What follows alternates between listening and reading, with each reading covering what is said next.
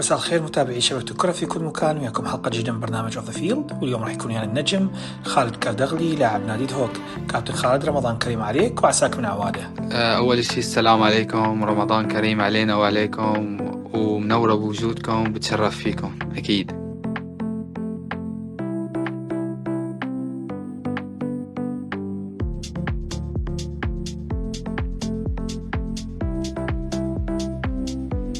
ميسي أو رونالدو؟ رونالدو. كأس العالم ودوري الأبطال؟ كأس العالم. تسديدة من بعيد أو مراوغة ناجحة؟ تسديدة من بعيد. هدف جميل أو فوز صعب؟ لا، فوز صعب. تلعب أساسي أو بديل مؤثر؟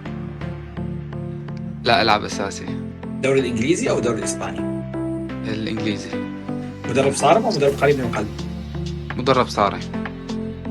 تلعب للمتعة أو الفوز بالبطولات؟ ألعب للفوز بالبطولة. أول حلم كان قبل دخولك عالم كرة القدم؟ إني مثل منتخب سوريا. منو أكثر شخص دعمك بحياتك؟ طبعا أهلي وبعدين مدربيني. أكثر لحظة حسيت بيها بالفخر بنفسك؟ أول مرة استدعيت للمنتخب وبطولة أخذت بطولة مع الوحدات، نادي الوحدات الأردن. الشيء اللي ضوجك بسرعة؟ حكي كتير.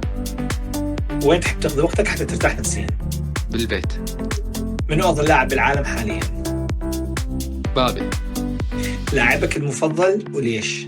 رونالدو، لأنه رونالدو أول شيء هو مانو موهبة خالصة 100%، هو عمل مع موهبة، فهو قدوة يعني لكثير ناس. أفضل مباراة شفتها بحياتك؟ ريال مدريد وليفربول 2018 نهائي. تفضل المهارة للقوة البدنية داخل الملعب؟ قوة البدنية. لو تختار لاعب واحد تلعب وياه مباراة واحدة بحياتك، منو تختار؟ رونالدو. شنو المركز اللي تحبه أكثر شيء برضو الملعب؟ صانع الألعاب رقم 10. تحب تشوف المباريات وحدك لو ويا أصدقائك؟ لا، ويا أصدقائي. أفضل هدف شفته بحياتك؟ جول رونالدو على اليوفي نصف نهائي مقصية. حسب الكابتن خالد، بطل كأس العالم 2026 راح يكون؟ برازيل.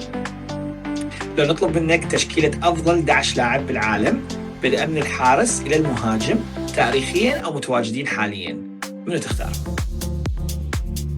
حارس بختار نوير، سيرجيو راموس، مالديني، كارلوس، مايكون، تشافي، مودريتش، إنيستا، رونالدو، ميسي والظاهرة. الخطة 4-3-3 صح؟ صح.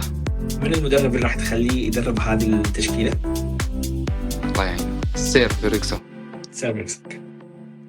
كابتن، أنت كلاعب وياك 4 لاعبين آخرين تشكلون تشكيلة خماسية تشاركون بها بطولة عالمية، من ذول ال4 لاعبين العالميين تختارهم وياك؟ نوير، وراموس،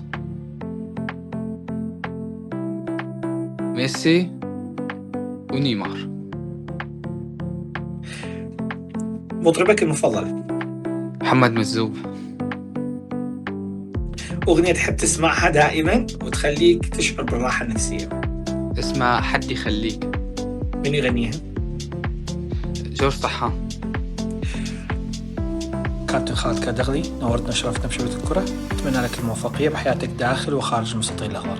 شكرا لك، شكرا لكم، رمضان كريم علينا وعليكم، إن شاء الله نكون ضيوف خفاف عليكم على الجمهور.